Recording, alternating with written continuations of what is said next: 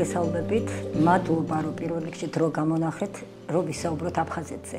ფაქტია, რომ აფხაზეთი ყველა ქართველისთვის მტკივნეული თემაა და ვცდილობდი გამოვნახოთ გზები აფხაზეთისკენ, აფხაზების გულებისკენ, როგორ გაიხსენებთ, რა მოგონებები გაკავშირებთ. პირველი შეხება თქვენი აფხაზეთთან დავიწყოთ თავიდან. მოგესალმებით, დიდი მადლობა მოგზაურობისთვის, ყურადღებისთვის, შეკითხვებისთვის. და ამ თემისთვის, ზოგადად აფხაზეთის თემის გაცოცხლებისთვის, ჩემთვის აფხაზეთი ტკივილით არ იწყება, რა თქმა უნდა, ჩემი ბავშვობით იწყება და ჩემი თაობის ადამიანებისთვის მშვენიერებით იწყება და საუკეთესო ემოციებით და საუკეთესო მოგონებებით, გზით, ზღვით, სანაპიროთი, ურთიერთობებით. შემდეგ უკვე სკოლაში სკოლის არდადაგებთან დაკავშირებულია ეს ყველაფერი და იმ სურნელით სანაპირო ზღვის სურნელი, რაღაცა სიმლაშის სურნელი, რომ ერევა რაღაც არაჩვეულებრივი მცენარეების სურნელს და ასე შემდეგ და რაც ყველაზე მთავარია ურთიერთობები, ადამიანებთან ურთიერთობები. მეგობრობა მერე უკვე და ძალიან მჭიდრო კავშირები.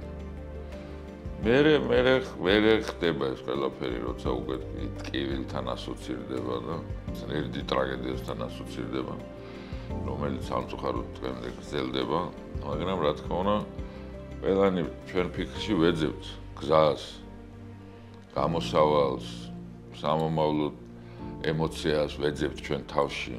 მე მაგალითად, რო გითხრათ სიმართლე, მიუხედავად იმისა, რომ ბავშვობაც აფხაზეთში გავატარე, არდადაგების ზაფხულის, ყველა ზაფხული აფხაზეთში მაგატარებული ხან გაგრაში. არა, ძირითადად სანატორიუმში, რა თქმა უნდა, მეგობრებიც ყავდა და ოჯახებშიც დავდიოდი. ერთ-ერთი ძალიან შინაური ოჯახი იყო, არის ჩემი გოგოლაძეების ოჯახი იყო, ეხლა თბილისში არიან სინდიონილები. და ყველაფერი ეს იყო. და მე უკვე ასოცირდა ამ ტრაგედიასთან, რომელიც სამწუხაროდ მოხდა. გაანალიზება უნდა ყველაფერს რა, ყველაფერს უნდა გადაფასება, გადმოფასება, სიბრძნით შეხედვა, ემოციით შეხედვა, თუ რაღაც ყველაფერი ერთად. მთავარი არის, რომ გზა იპოვო შენ, ჩემი აზრით. აფხაზეთის შენთან დასაბრუნებლად კი არა, შენ როგორ უნდა დაბრუნდე აფხაზეთში. ეს არის ძალიან მნიშვნელოვანი. ეს პათეტიკოსები ხშირად აფუჭებენ საქმეს. რაღაცა მუდმივ პათეტიკაში რომ არ ცხოვრობენ და აცხოვრებენ საზოგადოებას და თუ იმაზე ნაკლებ ემოციური რამ თქვი ერთი შეხედვით ნაკლებ ემოციური პრობლემა ხელუხლებელი რჩება და თვითონ კმაყოფილები რომ პათეტიკაში აჯობეს დანარჩენ საზოგადოებას. სამწუხარო რეალობა ის არის რომ ჩვენი იურისდიქცია აღარ ვრცელდება არც ცხინვალის რეგიონში და არც აფხაზეთში. აი ამ პათეტიკას გადაყვა, ამ პათეტიკურ ისტერიას გადაყვარა საზოგადოება და გადავაყოლეთ აი ესეთი დიდებული წარსული, სადაც რომელიც სავსეა მეგობრული მაგალითებით, მჭიდრო ნათესაური კავშირებით, შერეული ქორწინებებით, შერეულსაც ვერ დავარქვა.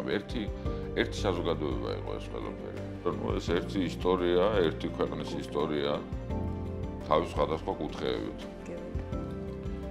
აი რა ვიცი, ვფიქრობ, რომ ჩვენ თავი უნდა დავაბრუნოთ ჩვენ ფიქრში აფხაზეთში. რომ მათთვის სასურველი მეგობრობა შევთავაზოთ და ურთიერთობა შევთავაზოთ, თანაცხოვრების კულტურა. სადაც ეს მრავალფეროვანი კუთხური ეთნოგრაფია თუ რა დავარქვათ, აი ხასიათები კუთხეების, ქმნიდა ერთდროულად ჰარმონიას. ეს იყო არაჩვეულებრივად მშვენიერი რა, დიდი ჰარმონია იყო, როგორც რა ვიცი, პოლიფონია სხვადასხვა ხმებისგან იქმნება ერთი დიდი ჰარმონია. ეს ყველაფერი ჩვენი თუნდაც დღევანდელი ინტერვიუ მეცნულია იმისთვის, რომ ახალგაზრდებმა მეტი გაიგონ იმ ღირსეულ თანაცხოვრებაზე, იმ ქართულ-აფხაზურ ურთიერთობებზე, როგორი სტუმართმოყვარეობა იყო, აი გავიხსენოთ რაღაც ეპიზოდები. მე ჯერ მახსოვს მამას მეგობრები იყვნენ აფხაზები. იყვნენ ქართველებიც, იყვნენ აფხაზებიც, მაგრამ ესეთი დიფერენცირება მაშინ ესეთი მკაფეო გამიჯვნა არ იყო. და ჩემ პატარობაში ხა მე უფრო სტუმრობდი ხოლმე იმ ოჯახებში, სადაც მამა ჩემს მივყავდი და დედა ჩემს. მე უკვე მეთქონ შემეძინა მეგობრები, იყვნენ არჩეულური ხალხი, შესანიშნავი ოჯახები. ეს იყო რა თქმა უნდა, ხა რაღაცა ემოციის გასამძაფრებლად სენტიმენტალურ ისტორიებს არ გავიხსენებ, რა თქმა უნდა, მაგრამ იყო ნამდვილად წრფელი მეგობრობა, ძალიან ჯანსაღი ურთიერთობა და იქ არ იყო არანაირი მისხალიც კი, რაღაც ურთიერთგაუგებრობის ან დაძაბულობის, გაუცხოვების ნამდვილად არ იყო. შემდეგ რა თქმა უნდა მოხდა ეს აქ როგორც განვითარდა მოვლენები და მე დაიძაბა რა თქმა უნდა ურთიერთობაც იქ იყო გამოსვლები, აქაც იყო გამოსვლები და მიტინგები და როგორც კი დამოუკიდებლობის ხანა მოახლოვდა და საბჭოთა კავშირმა რღვევა დაიწყო, მაშინვე გაჩნდა ეს რაღაცნაირი დაძაბულობის კერა აღმოცენდა. გააღვივებდნენ ამას ახლა რა თქმა უნდა გარეშე ხელიც აღვივებდა ჩვენც ძალიან ვერაფერი დაუპირისპირეთ. როცა ამბობდნენ რომ ეს არის ნაღმები, თქვა ჩადებული, ნაღმები როცა იცი რომ ნაღმე არ უნდა ორივე ფეხით არ უნდა დახტე ამ ნაღმზე. რაღაცა უნდა სხვა სიბრძნე გამოიჩინო. ახლა მესმის რომ ახლა აქედან გადასახედიდან ცოტა უფრო იოლია საუბარი ვიდრე მაშინ, მაგრამ ყოველ შემთხვევაში სამომავლოდ ვამბობ მე, მომავლისთვის ვამბობ ამას. მოვლენ პოლიტიკოსები ეს გაითვალისწინო.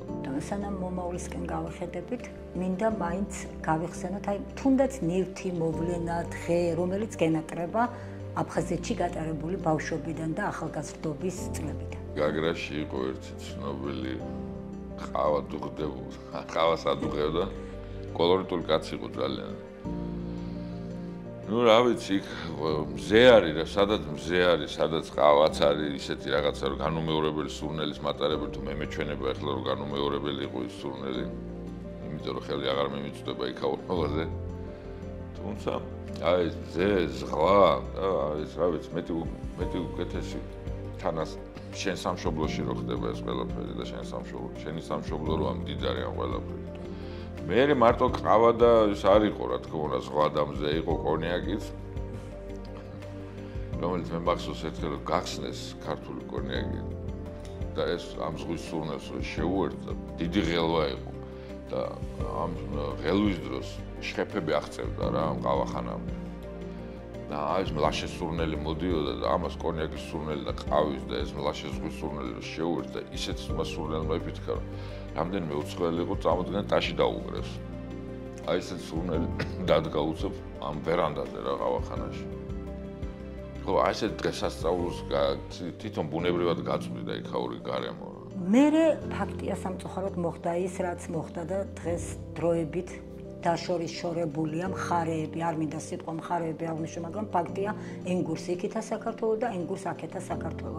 როგორ ფიქრობ ბატონო დავით, როგორ უნდა მოხდეს ურთიერთობების დათბობა, შერიგება და რა რესურსი არსებობს? არსებობს პოლიტიკური სიბრძნე და არსებობს სახალხო დიპლომატია რა. ორივე ერთად უნდა სინქრონში უნდა მუშაობდეს ჩემს აზრით, ჩემ მოგრძალებული აზრით. სამწუხაროდ ეს მოხდა, სისხლი დაიღვარა და ეს არის ფაქტი, ეს არის მოცემულობა.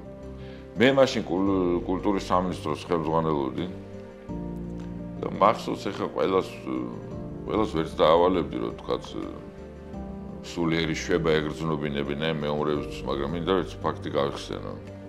სადაც არანაირ დიდხონა მუდარას არ ქონია ადგილი პირველი სიტყვიდან ენთუზიაზმით წამოყვნენ თუ ყველას ახსოვს ალბათ ჩვენს მაყურებელს და მსმენელს შესანიშნავი ანსამბლი იყო 4 გია. უთხარი რომ ეგეწინადება მქონა რომ სოხუმში წავსულიყავით, ომია რა მთელი თავის სიგრძე სიგანით.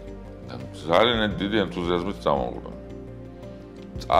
ჩავედით სოხუმში, მე ჩამჩირეში მე იქ ჯარისკაცებისთვის კონცერტი გამართეს ბიჭებმა. შემდეგ რომ უნდა დაბრუნებულიყავით სოხუმი დაბრუნდებოდით სოხუმში იქ სანატორიუმის კოტეჯები იყო იქ ხათეოდით ღამეს და მოვიდა მაშინ აფხაზეთის ხელისუფლებაში მაღალი თანამდებობა ეკავა ბატონ ლორიკ მარშანი მოვიდა საღამოხანს უკვე შებინდებული იყო კონიაკ მოვგადგა და ბიჭებს ეძინათ უკვე რა მე არ მეძინა მე და ბატონ ლორიკ მარშანეს მინდა ორი სიტყვა თქვა ეს იყო თავის ჯიშის საუკეთესო წარმომადგენელი არისტოკრატით ხემით ერფამდე. ესეთი ნამდვილი მარშანია. დაასხედით საუბრობდით რა, კონიაკი გქონდა და ამ დროს ატყდა განგაში და ნუ ატყდა საშინელი ხმა ხუხარე ხმით დაბომბა წავიდა. ეს ბიჭამაც გაიღვიძეს. ამ დროს შემოვარდა ვიღაც კომენდანტი, რომელმაც თქვა რომ სასწრაფოდ უნდა თავშესაფარში წახვიდეთ. და ბატონი ლორგი წამოდგა რომ წავიდეთ თავშესაფარში. მე ვთქვი ძალიან დაღლილი ვარ მეთქი ბატონი ლორგი, კაი ძალიან დავეღალე რა მთელი დღე არის და რაღაცა გზაში, ამაში ხა შეხედვართ, მოთხარ კონიაკია, ბიჭები აქ არიან, რაღაც საწყა წავიდეთ ახლა თავშესაფარში მოსახლენი მოხდება რა. და ვერ წამოვალ მეთქი. თქვენ წავძანდით მეთქი. მე ხა ის რა თქმა უნდა არ წავიდა რომ მე მასპინძელს აწავალო და დავრჩით ამ დაბომბის ხმაურში ბიჭები მღეროდნენ შვენიერი ქართული სიმღერა ისმოდა და აი ამ ბომბების ბახა ბუხში თუ რა დავარქვა არ ვიცი იყო სადღეგრძელო იყო სიყვარული იყო ძმობა იყო ურთიერთობა და კულტურა ურთიერთობის თორემ როიქ მარშანი იყო აფხაზი კაცი ვისხედით ერთად ამ ბომბების ქვეშ შესანიშნავი ქართული სიმღერის თანხლებით. აგეთი ღამეებიც იყო. აი სწორედ მსგავსი მაგალითები რაღაც იმედს გვისახავს გარკვეულწილად და კარგია რომ ახლა მოყევით ეს ჩვენი ეთერის საშუალებით რომ მეტი გაიგო საზოგადოებამ თუ როგორი ურთიერთობები იყო ეთნიკურად აფხაზ და ქართველებს შორის და მე მგონი იმ პერიოდში არ ხდებოდა ქართველი აფხაზი მსგავსი დიფერენცირება იმ პერიოდში არანაირად არ ხდებოდა აფხაზეთში. ნუ პროვოკატორების ის იყო სულ ეს დიფერენცირების მცდელობა აქტიურები არიან. და ბატონო დავით მინდა ვისაუბროთ ამ პოემაზე ჯაკომო პონტი, რომელიც აფხაზურ ენაზე ითარგმნა. აი რას გვეტყვით ამ ინიციატივაზე, მის მიზანზე? ჩემთვის უნიშნელოვანესი მოვლენა ჩემ ცხოვრებაში, მოვლენა ზოგადად კი არა, ჩემ ცხოვრებისთვის და ჩემ ბიოგრაფიაში. რა ვიცი, მე მრავალ ენაზე თარგმნილა ეს ჩემი წიგნები, მაგრამ და ლექსი, მაგრამ ყველაზე უფრო მწაფრი და ისეთი ემოცია მქონა, როცა აფხაზურად და ოსურად ითარგმნა. და ბევრად უფრო მნიშვნელოვანი იყო ეს ჩემთვის, იმიტომ რომ აფხაზურად ეთნიკურმა აფხაზებმა თარგმნეს. ქალბატონმა ირმა ოსიამ და ბატონმა მინაზ ლაზბამ. და ოსურად ეთნიკურმა ოსებმა თარგმნეს. არაჩვეულებმა ქალბატონმა მერიცუ ხურბატმა და ნაირა ბეპაევამ. აი ეს ემოცია იყო ძალიან წრფელი და მართალი და არ ნელდება ეს ემოცია, იმიტომ რომ აი ამ ყველაფრის მერე უცებ ხდება რომ შენს სტრიქონს თარგმნიან ეთნიკური აფხაზები.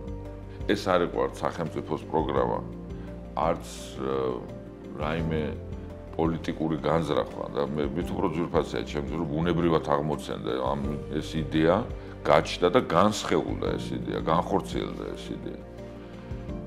უცნაური ტრაექტორია კი იყო, რომ უცბად იორდანიაში ჩერქეზული კულტურის ცენტრის ეგიდით გამოიცა 3 წიგნი ჩემი.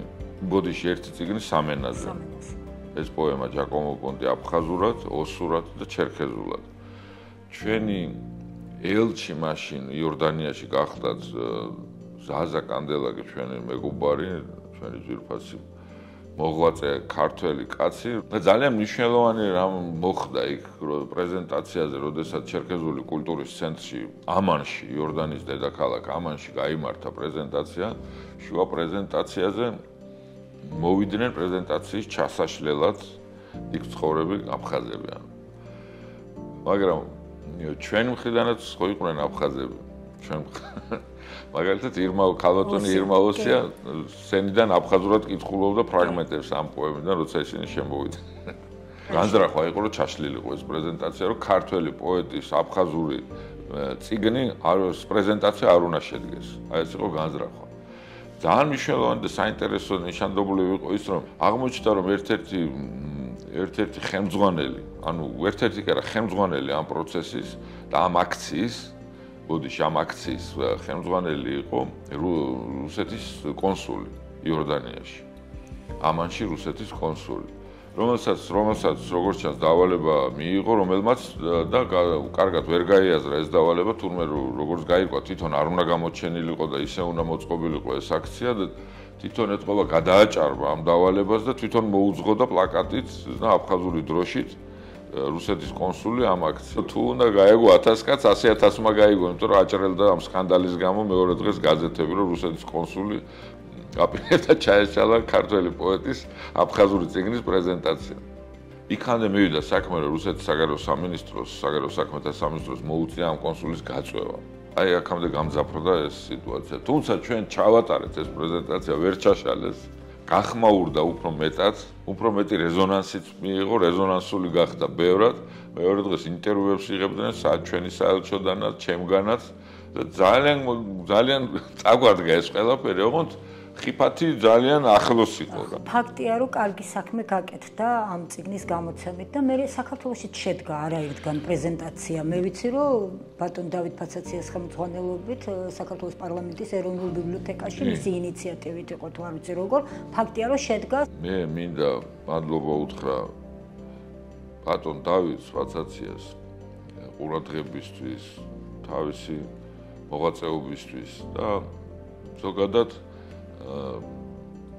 აფხაზეთის ავტონომიური რესპუბლიკის სამინისტრო და დევნილთა სამინისტროს, იძულებდი გადაადგილებულთა სამინისტროს, ვინაიდან ეს მათი ძალისხმევით მოხდა, რომ ამ წიგნის მიმართ, ანუ ქართული წიგნის აფხაზური ვერსიის მიმართ ყურადღება თავიდან გაცოცხლდა. ეს მათი დამსახურება. ჩემს ბავშვობაში, თქვა, სოხუმის სანაპიროზე ვცურავდი. ეხლა როგორ წარმოვიდგენდი, რომ გავიდოდა წლები, მე დავწერდი წიგნს, მე ამას თარგმნდნენ იქაური ხალხი, სადაც ზღვას უშინაურდებოდი და მე ეს წიგნი აფხაზურად ნათარგმნი წიგნი შორს იორდანიაში, იორდანის დედაქალაქ ამანში წიგნად გამოიცემოდა ჩერქეზული კულტურის ცენტრის მიერ და გაიმართებოდა პრეზენტაცია ამანში. Ну, ბევრად უფრო ადვილი წარმოსადგენია, რომ დაუბრუნდეთ აფხაზეთში, ვიდრე ეს ყველა. ესეთი უცნაური ტრაექტორია ამ წიგნის. ჩვენს რუბრიკას აქვს ტრადიციული კითხვა, სამშვიდობო გზავნილი ენგურს იქით საქართველოში. მე მინდა ერთ ფაქტი აღვნიშნო, ამას წინათ გამოვიდა სამშობლოს ამარად, ამ სათაურით გია ყარყარაშვილის წიგნი. ის არ არის მხოლოდ აფხაზეთის ომზე, მაგრამ ძირითადი ნაწილი ამ ყველაფერს ეხება. მე და გია ყარყარაშვილმა მე მთხოვა, რომ წინასწყვეტობა დამეწერა. ჩვენ დიდი ხნის როგორ გვაკავშირებს და ჩემ წინასწყვეტობით არის ეს წიგნი. თვითონ ეს წიგნიც და ეს წინასწყვეტობაც არის მთლიანად გზავნილი. მე როგორც თქვი, კაცი, რომელიც განსხეულდა წიგნად, აი გიას წიგნზე ყარყარაშვილის წიგნზე და უკეთესი სამშვიდობო გზავნილი მე არ წარმომიდგენდი. ერთმანეთისგან სავალი გზა არის გულწრფელობის. მეტი გზა აქ არ არსებობს. და ამ წინასწყვეტობასაც, აი გიას წიგნის წინასწყვეტობას უძღვის ერთი სტროფი. და მე ამ სტროფს ვიტყვი, მაშინ ჩემ გზავნილად ეს ჩათვალეთ რა, იქითაც და აქეთაც. ჩემო ქვეყანა, რაც ხარ, ეგეც რომ არ ყოფილიყავ, არ ყავს შემცვლელი.